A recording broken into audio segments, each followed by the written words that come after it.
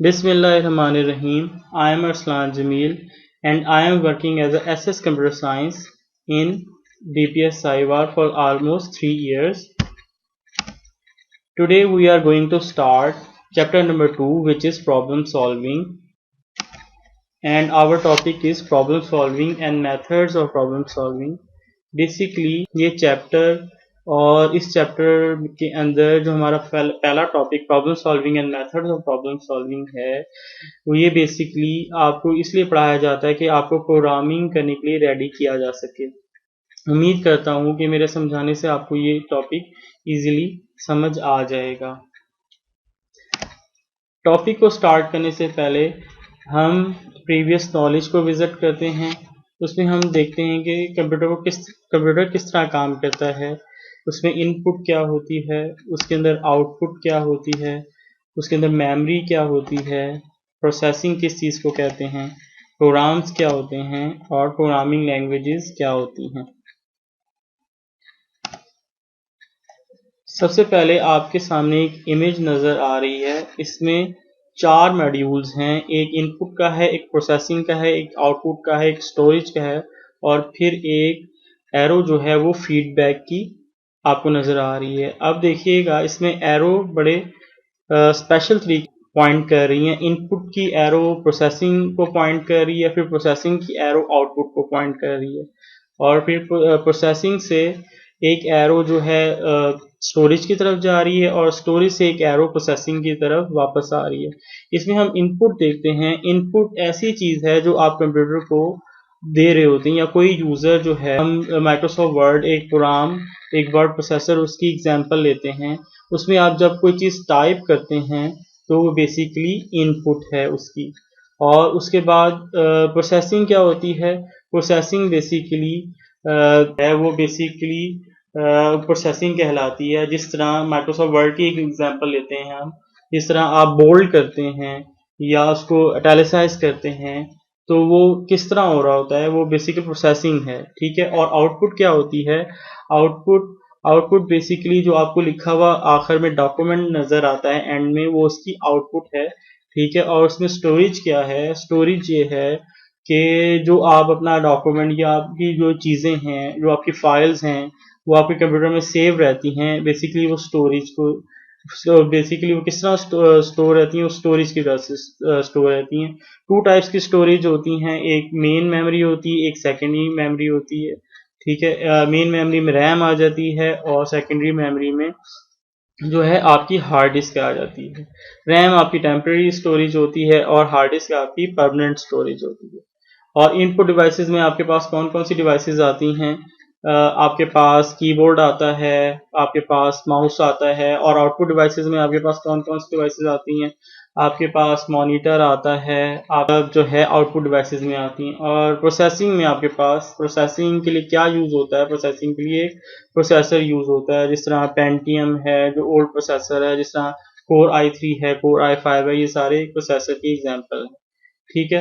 और एक एरो आप देख रहे हैं जो आउटपुट से इनपुट की तरफ जा रही है। ये बेसिकली यूजर को बता रही होती है कि जो है वो क्या आउटपुट जो है वो आपको नजर आएगी, जो फीडबैक की एरो है। नेक्स्ट स्लाइड पे हम देखते हैं कि व्हाट आर प्रोग्राम्स। आप जब कंप्यूटर स्टार्ट करते हैं, जब आपका कंप्यूटर स्टार्ट होता है तो मोस्टली लोगों के आपके पास एक विंडो का साइन नज़र आता है। बेसिकली वो एक प्रोग्राम की एग्जांपल है। आपके पास आपके डेस्कटॉप पे डिफरेंट किस्म के आइकन्स नज़र आते हैं, ये सारी आपके पास प्रोग्राम्स की एग्जांपल है। ठीक है। प्रोग्राम्स की डेफिनेशन क्या होती है? डेफिनेशन को हम देखते हैं। A program is a sequence of instructions that can be executed by a computer to solve some problem or perform a specified task. Basically program एक इंस्ट्रक्शंस का सीक्वेंस होता है जो किसी भी प्रोग्रामिंग लैंग्वेज में लिखी जा सकती हैं, और उसको कंप्यूटर जो है एग्जीक्यूट करता है या उसके ऊपर प्रोसेस करता है। और ये प्रोग्राम जो है एक स्पेसिफिक टास्क को जो है वो सॉल्व कर होता है, एक स्पेसिफिक प्रॉब्लम को सॉल्व करता है। जिस तरह माइक्रोसॉफ्ट वर्ड है वो यूज़ होता है सिर्फ आपके डॉक्यूमेंट्स को राइट करने के लिए, आपके लेटर्स बनाने के लिए। इसी तरह हर टास्क के लिए डिफरेंट प्रोग्राम्स होते हैं।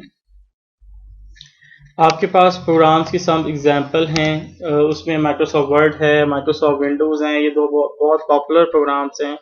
माइक्रोसॉफ्ट वर्ड एक वर्ड प्रोसेसर है। माइक्रोसॉफ्ट विंडोज़ जिस तरह आप जानते हैं कि ये एक ऑपरेटिंग सिस्टम है, बहुत पॉपुलर ऑपरेटिंग सिस्टम है। एक एंड्रॉयड है, ये भी प्रोग्राम है, और ये मोबाइल फ़ोन का एक ऑपरेटिंग सिस्टम है और मोबाइल फ़ोन्स में यूज़ होता है। उसके बाद नेक्स्ट लाइन जो है उस पर computers do not understand arbitrary instructions written in English, French, Spanish, Chinese, Arabic और हिब्रू। कंप्यूटर्स बेसिकली आप अगर कुछ इंग्लिश में लिखें या फ्रेंच में लिखें या स्पेनिश में लिखें या किसी भी लैंग्वेज में लिखें, उसको वो डायरेक्टली अंडरस्टैंड नहीं कर सकता।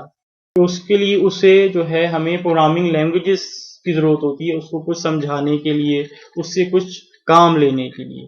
ठीक है, हम देखते हैं कि हम प्रोग्रामिंग लैंग्वेजेस कौन कौन सी होती हैं। आपके पास सबसे पहले मशीन लैंग्वेज होती है, ये बहुत बेसिक लैंग्वेज है और ये ह्यूमंस अंडरस्टैंड नहीं कर सकते, ये सिर्फ कंप्यूटर अंडरस्टैंड कर सकता है। और इसका जो कोड है, जैसे आप पीछे पढ़ चुके हैं कि ये बाइनरी में होता है, यानी 0 और 1 की फॉर्म में होता है। उसके बाद असेंबली लैंग्वेज आती है। बेसिकली ये भी मशीन लैंग्वेज की एक फॉर्म होती है, लेकिन इसके अंदर हमारे पास सिंबॉलिक ब्लॉक्स होते हैं। इसको समझना as compare to machine language impossible नहीं है, और इसमें जो है वो कोड किया जा सकता है, लेकिन वो भी एक डिफ़िकल्ट टास्क है। कोई भी टास्क परफॉर्म करने के लिए, कोई भी प्रोग्राम बनाने के लिए हम जो लैंग्वेजेस यूज़ करते हैं वो हाई लेवल लैंग्वेजेस हैं। ये ऐसी लैंग्वेजेस हैं जो कंप्यूटर भी अंडरस्टैंड कर सकता है और ह्यूमन भी अंडरस्टैंड कर सकता है। इसमें मोस्टली जो है आपके जो वर्ड्स हैं वो इंग्लिश लैंग्वेज के अंदर मिलेंगे, और इसको बड़ा इजीली जो है वो अंडरस्टैंड किया जा सकता है। इनके ज़रिए कोई भी प्रोग्राम आप डेवलप कर सकते हैं। उसके बाद नेक्स्ट हम प्रोग्रामिंग लैंग्वेजेस की डेफिनेशन देखते हैं कि प्रोग्रामिंग लैंग्वेजेस की डेफिनेशन है क्या। A programming language is a vocabulary and set of grammatical rules for instructing a computer or computing devices to perform specific tasks. Programming languages basically grammatical rules होते हैं। हमारे पास कुछ रूल्स होते हैं, हमारे पास एक वोकैबुलरी होती है, जिस तरह हमारे पास इंग्लिश की वोकैबुलरी है ABCD, या उर्दू की वोकैबुलरी है अलिफ बे पे, ठीक है, जो ह्यूमन टू ह्यूमन आप अंडरस्टैंड कर सकते हैं, और उनको लिखने का खास तरीका है। उनसे आप वर्ड्स किस तरह बनाने हैं वो उसका एक खास तरीका है, सेंटेंस किस तरह बनाना है उसका एक खास तरीका है। इसी तरह प्रोग्रामिंग लैंग्वेजेस होती हैं, उनकी भी वोकैबुलरी होती है, सेट ऑफ ग्रामेटिकल रूल्स होते हैं, जो कंप्यूटर से कोई स्पेसिफिक टास्क परफॉर्म करने के लिए यूज किया जाता है। The term programming language usually refer to high level languages. ठीक है, प्रोग्रामिंग लैंग्वेज टर्म जो है आजकल जो है मॉडर्न डेज में वो हाई लेवल लैंग्वेज के तौर पे लिया जाता है, क्योंकि मशीन लैंग्वेज नहीं कर सकते। असम्बली लैंग्वेज जो है, असम्बली लैंग्वेज वो जो है वो यूज नहीं होती है, तो इस वजह से हम जो है यूजली प्रोग्रामिंग लैंग्वेज की जब बात करते हैं तो उसका मतलब हाई लेवल लैंग्वेज ही होता है। अच्छा जी, प्रोग्रामिंग लैंग्वेज की हम कुछ एग्जांपल्स देखते हैं कि कौन कौन सी एग्जांपल है। सबसे पहले हमारे पास बेसिक है, C++ है, कोबोल है, जावा है, फोर्ट्रॉन है, एडा है, पास्कल। ये कुछ आपके पास जो नेम लिखे नजर आ रहे हैं, कुछ एग्जांपल्स हैं। ये बेसिकली सारी प्रोग्रामिंग लैंग्वेजेस हैं, और ये सारी हाई लेवल प्रोग्रामिंग लैंग्वेज हैं, जिसमें हम जो सेकंड चैप्टर में जब हम पढ़ेंगे उसको, तो हम बेसिक पढ़ेंगे। और इसमें जो पॉपुलर है वो C++ और जावा हैं, जो आजकल बहुत ज़्यादा यूज़ होती हैं। जावा जो है वो एंड्रॉयड एक पॉपुलर जो ऑपरेटिंग सिस्टम मोबाइल फ़ोन का, उसके बैक पर जावा ही यूज़ होती है। अच्छा, नेक्स्ट जो हमारा टॉपिक है, हम अब अपने टॉपिक की तरफ आते हैं, वो है हमारा प्रॉब्लम सॉल्विंग। प्रीवियस नॉलेज हमने विजिट किया, उसमें हमने देखा कि हम इनपुट क्या होती है, आउटपुट क्या होती है, प्रोसेसिंग क्या होती है, उसके बाद मेमोरी क्या होती है, प्रोग्रामिंग लैंग्वेजेस क्या होती हैं, प्रोग्राम्स क्या होते हैं। अब हम अपने टॉपिक की तरफ आते हैं जो है problem solving and it's methods. अब हम देखते हैं कि प्रॉब्लम सॉल्विंग किस चीज़ को कहते हैं। प्रॉब्लम सॉल्विंग बेसिकली एक जनरल टर्म है जो किसी भी साइंस के लिए यूज़ हो सकती है, लेकिन कंप्यूटर साइंस में ये इसकी कोर है।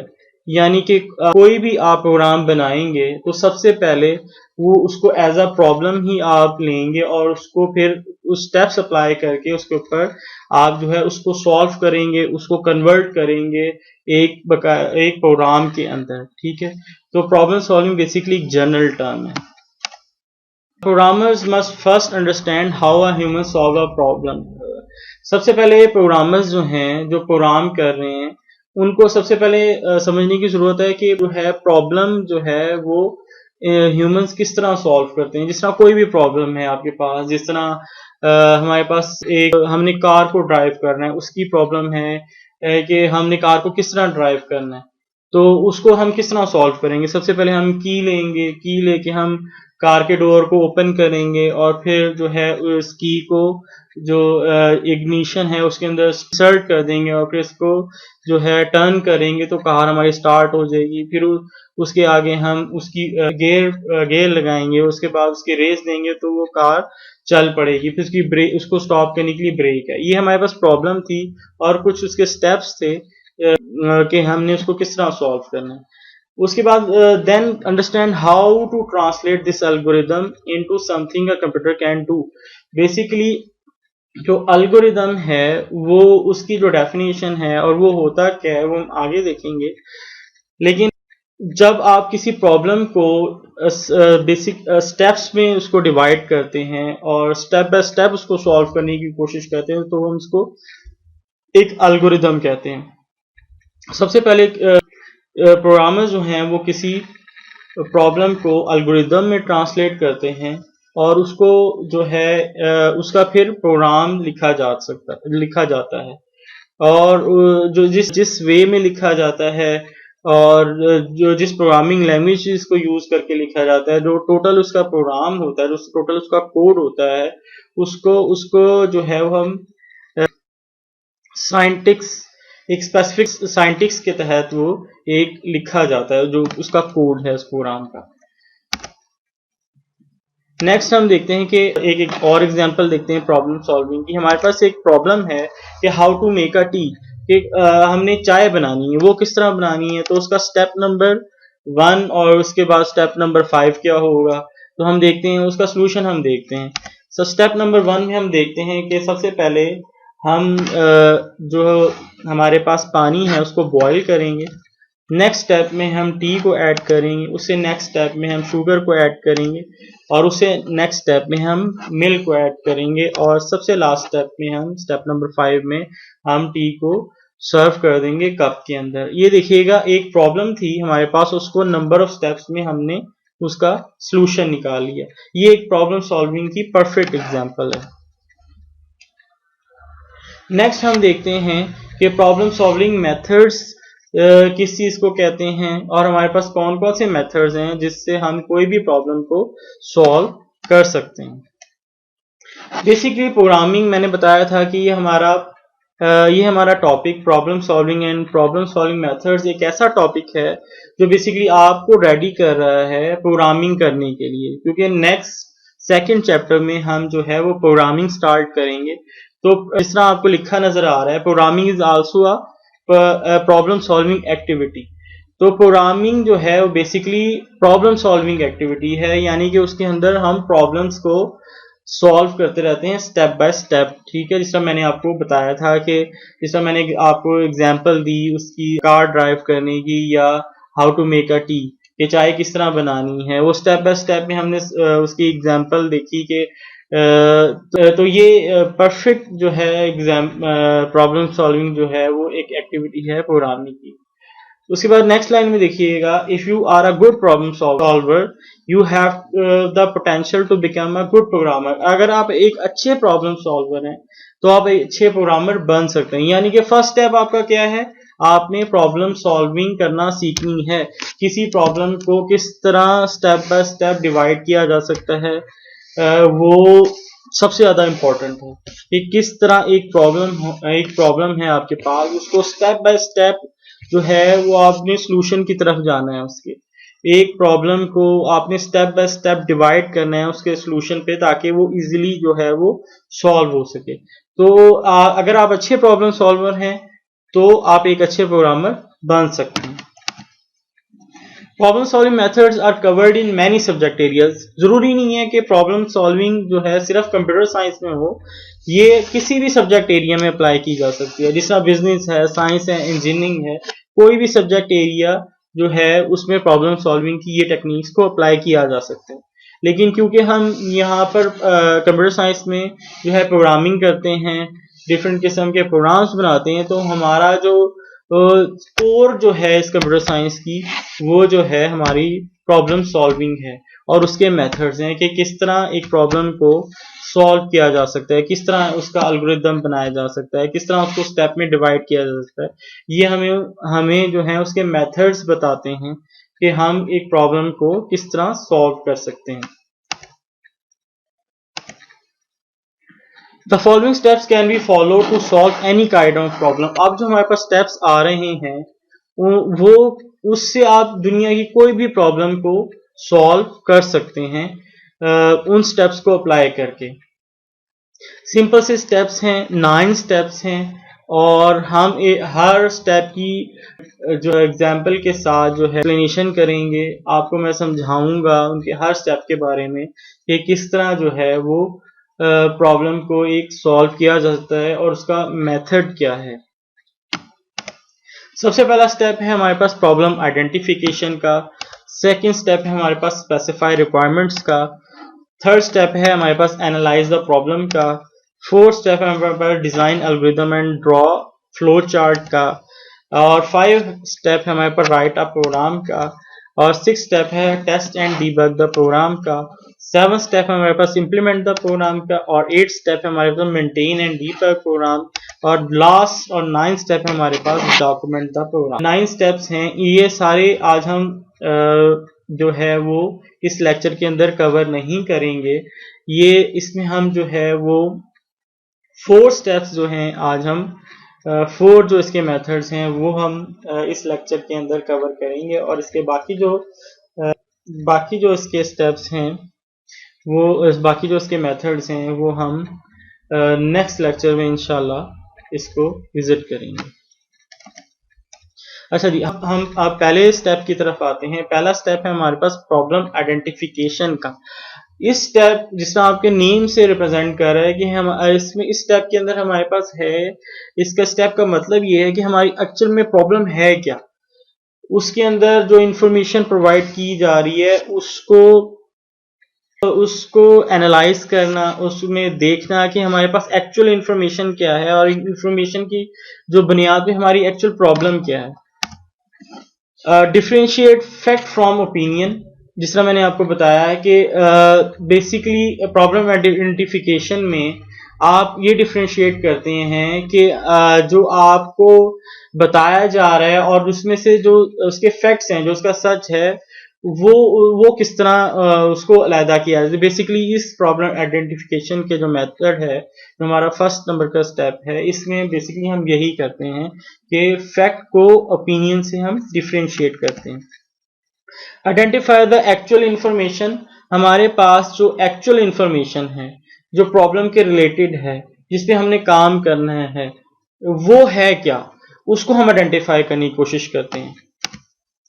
उसके बाद फिल्टर आउट इररेलेवेंट इंफॉर्मेशन, कि हम इसके अंदर जो इररेलेवेंट इंफॉर्मेशन है, जिसकी हमें जरूरत नहीं है, जिसकी हमें इस स्टेप पे हमें जरूरत नहीं है अभी, हम उसको फिल्टर आउट कर देते हैं। बेसिकली हम उसमें प्रॉब्लम को आइडेंटिफाई करते हैं, जो एक्चुअल प्रॉब्लम है जिस पे हमने वर्क करना है। इसको हम एग्जांपल से समझने की कोशिश करते हैं।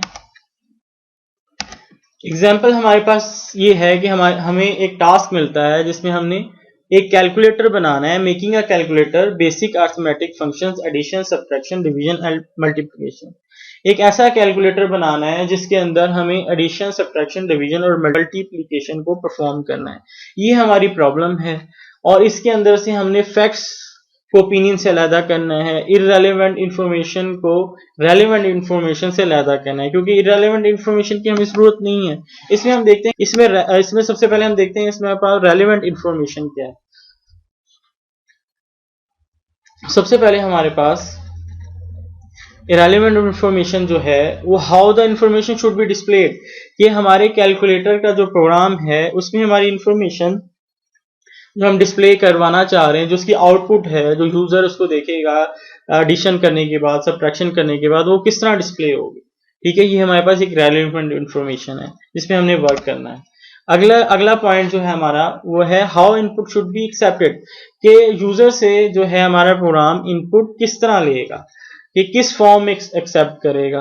वो जो है हमारे पास होल नंबर्स भी हो सकते हैं, हमारे पास डेसिमल पॉइंट्स वाले नंबर भी हो सकते हैं। ये भी हमारे पास रेलेवेंट इंफॉर्मेशन की एक एग्जांपल है। नेक्स्ट जो हम देख रहे हैं कि हमारे पास इररेलेवेंट इंफॉर्मेशन कौन सी है, कि इररेलेवेंट इंफॉर्मेशन वो कौन सी है हमारे पास।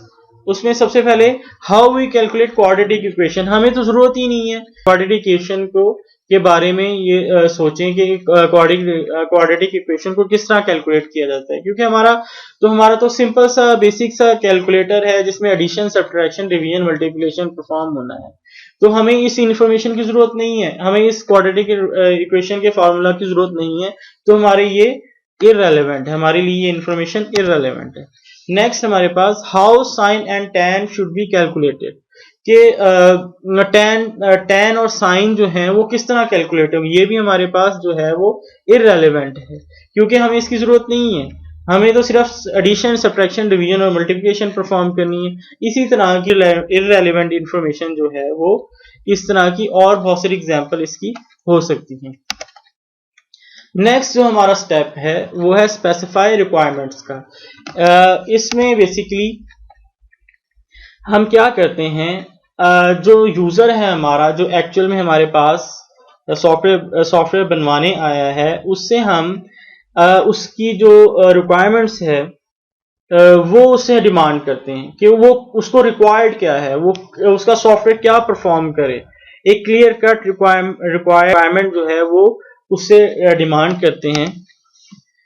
मोस्टली ऐसा होता है, हम ये स्टेप क्यों परफॉर्म करते हैं, क्योंकि मोस्टली यूजर्स वेग रिक्वायरमेंट्स देते हैं, यानी उनको खुद पता नहीं होता कि वो उनका सॉफ्टवेयर जो है वो नेक्स्ट जाकर फ्यूचर में वो उनके लिए जो है इस टास्क के अलावा और क्या टास्क परफॉर्म कर सकता है। उनकी रिक्वायरमेंट्स वेग होती हैं और ये एक बहुत ज़्यादा प्रॉब्लम है। तो इस वजह से हम ये सेकेंड स्टेप के अंदर हम रिक्वायरमेंट्स यूजर्स से ले लेते हैं कि ये रिक्वायरमेंट्स हैं यूजर की तरफ से, और इसी के ऊपर जो है सॉफ्टवेयर जो है वो वर्क करेगा। Most users are uncertain what they are going to do with the software in future. जिस तरह मैंने पहले बताया कि यूजर्स अनसर्टेन होते हैं, उनको खुद पता नहीं होता कि उनका सॉफ्टवेयर जो है वो फ्यूचर में किस तरह वर्क करेगा। ज्यादा जो है रिक्वायरमेंट से ज्यादा जो है उसे गेन करने की कोशिश करते हैं, जो बाद में प्रोग्रामर के लिए एक प्रॉब्लम बन जाती है। ये स्टेप हमारे लिए इसलिए जरूरी है कि इसमें हम एक डॉक्यूमेंट क्रिएट कर लें, ताकि नेक्स्ट फ्यूचर में जो हमारा सॉफ्टवेयर है जिसको हम बना रहे हैं, वो उसमें अगर यूजर जो है उसकी रिक्वायरमेंट से ज्यादा कुछ डिमांड करता है, तो हम उसको डॉक्यूमेंट को दिखा के क्लेम कर सकें कि ये देखें जी, आपने ये रिक्वायरमेंट दी थी और उसके मुताबिक ही हमने सॉफ्टवेयर को रेडी किया है। बेसिकली नेक्स्ट जो हमारा जो है टॉपिक वो है एनालाइज द प्रॉब्लम। बेसिकली इसमें हम प्रॉब्लम को एनालाइज करते हैं। एनालाइज करने से मतलब इसमें हम अपने प्रॉब्लम को बेसिकली सब प्रॉब्लम्स को डिवाइड कर देते हैं, छोटी छोटी प्रॉब्लम्स में हम डिवाइड करते हैं। हम अपने बड़े प्रॉब्लम को, कोई भी हमारा प्रॉब्लम, इस तरह चाय बनाने का मैंने आपको एक प्रॉब्लम बताया था कि how to make a tea, तो उसको हमने फिर एक स्टेप बाय स्टेप हमने उसको डिवाइड कर दिया था। तो इसी तरह हम जो है इस एनालाइज द प्रॉब्लम वाले मेथड में या स्टेप में हम इसको छोटे छोटे सब प्रॉब्लम में हम अपने प्रॉब्लम को डिवाइड कर देते हैं। इसको टॉप डाउन अप्रोच कहा जा सकता है और इसको डिवाइड एंड कंकर अप्रोच भी कहा जाता है। जब हम अपने प्रॉब्लम को, बड़े प्रॉब्लम को एक छोटे प्रॉब्लम में डिवाइड करते हैं, छोटे छोटे प्रॉब्लम्स में डिवाइड करते हैं, तो हमारे लिए इजी हो जाता है कि उसकी इम्प्लीमेंटेशन या उसको कोड करना प्रोग्रामर के लिए इजी हो जाता है। इस वजह से हमारे लिए स्टेप बहुत ज्यादा इंपॉर्टेंट है। और इसकी एग्जांपल आप ये भी ले सकते हैं, जिसमें हम कैलकुलेटर बनाने की बात कर रहे थे और उसमें हम एडिशन, सब्ट्रैक्शन, मल्टीप्लिकेशन और डिवीजन परफॉर्म करने की बात कर रहे थे। तो हम डिवीजन का एक अलग मॉड्यूल बना लेते हैं, मल्टीप्लिकेशन का एक अलग मॉड्यूल बना लेते हैं। तो हमारे लिए जो हमारा बड़ा प्रॉब्लम है कि मेक अ अरिथमेटिक कैलकुलेटर, वो हमारे लिए ईजी हो जाएगा। ये साइड पे आपको एक इमेज नजर आ रही होगी, ये बेसिकली टॉप डाउन जो हमारी अप्रोच है उसकी एग्जांपल है। इसमें देखिएगा हमारे पास एक मॉड्यूल 1 जो है, हमारे पास एक बड़ा प्रॉब्लम था और उसको फिर हमने मॉड्यूल 2 और मॉड्यूल 3 में डिवाइड किया, जो उसके सब प्रॉब्लम बन गए। और फिर मॉड्यूल 2 को फर्दर डिवाइड कर दिया मॉड्यूल 4 और मॉड्यूल 5 में, और मॉड्यूल 3 को फिर फर्दर डिवाइड कर दिया मॉड्यूल 6 में। तो हमने एक बड़ा प्रॉब्लम था हमारा, उसको हमने सब प्रॉब्लम में डिवाइड कर दिया। और हमारा जो फोर्थ मेथड है, फोर्थ जो हमारा स्टेप है हमारा प्रॉब्लम सॉल्विंग मेथड में, वो है design algorithm and draw flow chart. जिस तरह हमने प्रॉब्लम सॉल्विंग की फर्स्ट स्लाइड पे देखा था कि एल्गोरिथम क्या होते हैं, और मैंने कहा था कि नेक्स्ट स्लाइड पे मैं इसको एक्सप्लेन करूंगा थॉरली। तो हम देखते हैं कि एल्गोरिथम्स होते क्या हैं, और ये जो हमारा स्टेप है ये हमारे लिए जो है क्यों ज्यादा इंपॉर्टेंट है। सबसे पहले हम देखते हैं कि what is an algorithm. Algorithm, a sequence of step-by-step specific instructions designed to perform a specific task. Basically, a sequence of step-by-step.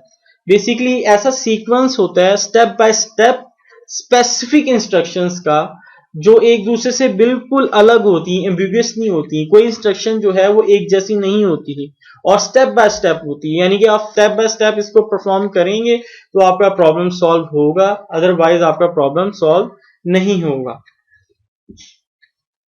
और एल्गोरिथम जो है वो एक स्पेसिफिक टास्क को परफॉर्म करने के लिए यूज किया जाता है, यानी कि हर टास्क के लिए डिफरेंट एल्गोरिथम डिजाइन करना पड़ता है प्रोग्रामर को। और बेसिकली जो प्रोग्रामिंग का जो प्रोग्रामिंग की तरफ जाने का जो हमारे पास फर्स्ट स्टेप यही है कि हम उसका एल्गोरिथम डिजाइन करते हैं किसी भी प्रॉब्लम का।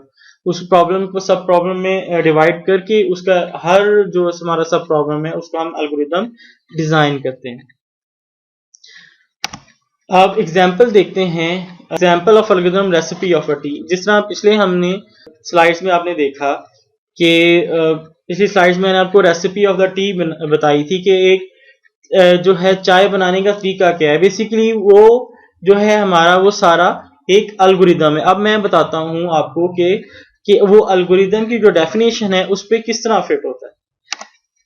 सबसे पहले हमारे पास स्टेप 1 में हमने वाटर को बॉईल किया, सामने देखा। स्टेप नंबर 2 में टी को ऐड किया। स्टेप नंबर 3 में ऐड शुगर की, और उसके बाद ऐड मिल्क किया स्टेप नंबर 4 में, और लास्ट स्टेप में हमने उसको सर्व कर दिया कप के अंदर। अब ये पूरा एक एल्गोरिथम है। कैसे ये एल्गोरिथम है, आप देखिए कि हर इंस्ट्रक्शन जो है स्पेसिफिक है और आप कोई भी स्टेप को मिस नहीं कर सकते। अगर आप कोई स्टेप को मिस करेंगे तो आपकी टी है, जो आपकी चाय है, वो नहीं बन सकेगी। तो आपके पास एक टास्क था। टास्क क्या था कि आपने चाय बनानी थी और उसका एल्गोरिथम आपने डिजाइन किया। ठीक है, सबसे पहले स्टेप नंबर 1 में आपने वाटर को बॉईल किया। स्टेप नंबर 2 में आपने टी को ऐड किया और शुगर को फिर स्टेप नंबर 3 में ऐड किया। स्टेप नंबर 4 में मिल्क को ऐड किया। स्टेप नंबर 5 में टी को सर्व कर दिया कप के अंदर। और आप देखिएगा कि इन सारे स्टेप्स जो हैं ये हमारे एल्गोरिथम के लिए, ये हमारे सॉल्यूशन के लिए इंपॉर्टेंट है। हर स्टेप जो है वो स्पेसिफिक है और एक सीक्वेंस के अंदर है, और सीक्वेंस को भी आप ब्रेक नहीं कर सकते। अब हम देखते हैं कि जब हम एल्गोरिथम डिजाइन कर लेते हैं, तो उसके बाद फ्लो चार्ट किस चीज का नाम है और फ्लो चार्ट क्यों जरूरी है हमारे पास। अब हम देखते हैं कि हमने कहा कि draw a flow chart. Flow chart, सबसे पहले हम देखते हैं कि फ्लो चार्ट होता क्या है। What is flow chart? A flowchart is a type of diagram that represents a workflow or a process. A flowchart can also be defined as a diagrammatic representation of an algorithm. Basically, flowchart एक diagram होती है जो basically आपका जो work है, जो आपका algorithm है, उसके वर्क फ्लो को रिप्रेजेंट करती है कि आपका जो आपके जो स्टेप्स हैं वो किस फ्लो के अंदर आ रहे हैं और आपने अपनी प्रॉब्लम को किस तरह डिवाइड किया हुआ है, उसकी ग्रामेटिकल रिप्रेजेंटेशन है। आपके पास डिफरेंट किस्म की आपके पास सिंबल्स होते हैं जिसके जरिए आप इसको फ्लो चार्ट को कंप्लीट करते हैं। और ये बड़ी सिंपल सी एक्टिविटी है और बड़ी इंटरेस्टिंग एक्टिविटी है और ये बड़ी इंपॉर्टेंट एक्टिविटी है। फ्लो चार्ट बनाना जो है एक प्रोग्रामर को आना चाहिए, बहुत अच्छी स्किल है। अब हम देखते हैं फ्लो चार्ट की एक एग्जांपल। ये देखिए एक सिंपल सी एक हमारे पास एग्जांपल है फ्लो चार्ट की। एक लैंप की एग्जांपल है। सबसे पहले देखिएगा लैंप डजंट वर्क। सबसे पहले आपको एक सिंबल के अंदर लिखा नजर आ रहा है। उसके बाद नीचे एरो पॉइंट हो रहा है लैंप प्लग्ड इन। अगर नो है तो प्लग इन लैंप। अगर बल्ब बर्न आउट, अगर यस है तो रिप्लेस बल्ब, अगर नो है तो बाय न्यू लैंप। ये बेसिकली हमारे पास रिप्रेजेंट कर रहा है कि एक लैंप है, उसका जो है फ्लो या उसका जो एल्गोरिदम है वो किस तरह जो हमारे पास जो है ग्रामेटिकल फॉर्म में किस तरह रिप्रेजेंट होगा। इसी तरह हर एल्गोरिदम को हमने उसका फ्लो चार्ट डिजाइन कर लेना होता है और ये बड़ी इंटरेस्टिंग एक्टिविटी है। बेसिकली आपको बड़ी टू द पॉइंट जो है वो आपको बता देती कि आपका जो एल्गोरिदम है उसका फ्लो किस तरह वर्कआउट करेगा। नेक्स्ट हमारी जो है वो हम देखते हैं कि हमने जो रिकैप्चुलेशन ऑफ लेसन जो हमारा है, जो हमने आज लेसन पढ़ा है, उसमें हमने कौन कौन सी इंपॉर्टेंट चीजें देखी हैं और कौन कौन सी जो चीजें हैं जो हम उस जो है नेक्स्ट लेसन में देखेंगे। और डिफरेंट जो हमने इसमें चीजें देखी हैं तो उसमें उसकी डेफिनेशंस जो हैं वो इम्पोर्टेंट हैं और उनको हम जो है वो एक दफ़ा दोबारा विजिट करते हैं। सबसे पहले हमने प्रॉब्लम सॉल्विंग को देखा। प्रॉब्लम सॉल्विंग एक कोर एक्टिविटी मैंने बताया कंप्यूटर साइंस के लिए। और प्रॉब्लम सॉल्विंग बेसिकली क्या है कि कोई भी प्रॉब्लम है उसका आपने एल्गोरिदम डिज़ाइन करना है। उसके बाद हमने देखा कि प्रॉब्लम सॉल्विंग मेथड्स कौन कौन से होते हैं। उस 9 मेथड हमने देखे, उसमें से जो है आज जो है हमने 4 मेथड्स जो हैं वो हमने उनको डिटेल में देखा एग्जाम्पल के साथ। उसमें सबसे पहला मेथड जो था हमारे पास प्रॉब्लम आइडेंटिफिकेशन का आता था, जिसके अंदर हम अपनी प्रॉब्लम को आइडेंटिफाई करते थे कि हमारी एक्चुअल में प्रॉब्लम है क्या।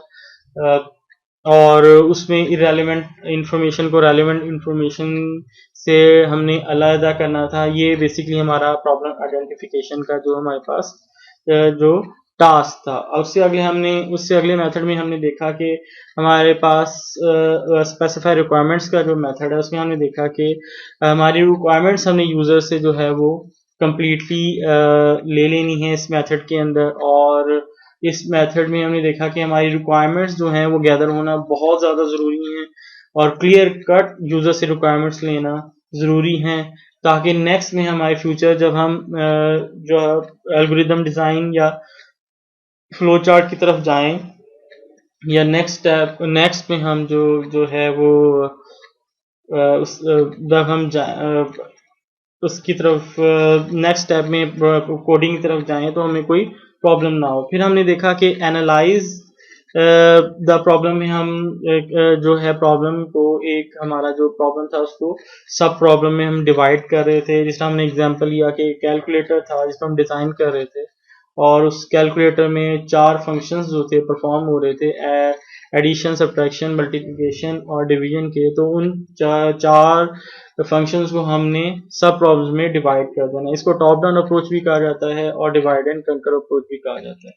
और नेक्स्ट जो लास्ट स्टेप जो हमने आज देखा है वो design algorithm and draw flow chart का है, जिसमें हमने देखा कि एल्गोरिदम क्या होता है। बेसिकली एल्गोरिदम की डेफिनेशन देखी, step by step specific instructions to perform a specific task. और उसमें हमने जो है रेसिपी ऑफ अ टी का जो एग्जांपल देखी कि उसमें हमने स्टेप बाय स्टेप जो है उसको चाय को किस तरह बनाया जाता है उसका हमने जो है रेसिपी देखी, तो उसका एक एल्गोरिदम हमने डिज़ाइन किया और उसके बाद हमने फ्लो चार्ट देखा कि flow chart basically grammatical representation है आपके एल्गोरिदम की। उसमें डिफरेंट सिंबल्स आप यूज़ करके एक फ्लो चार्ट को डेवलप करते हैं और उसमें आप बेसिकली वो आपको बताता है कि आपका एल्गोरिदम का जो वर्क फ्लो है जो वो किस तरह जो है वो रिप्रेजेंट होगा। तो इसके अलावा जो नेक्स्ट स्लाइड्स में हम नेक्स्ट जो है हमारे जो हमारा लेसन है उसके अंदर हम जो हमारे पास प्रॉब्लम सॉल्विंग मेथड्स के जो हमारे पास स्टेप्स रह गए हैं उसमें हमने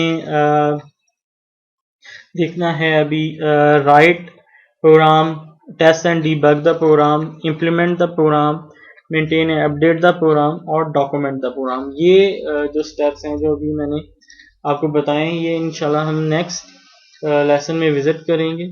उम्मीद है कि आपको जो है लेसन जो है वो समझ आया होगा और इसको आप इसकी जो डेफिनेशंस हैं उसको आप बुक से भी देखेंगे और उसको याद करने की कोशिश करेंगे।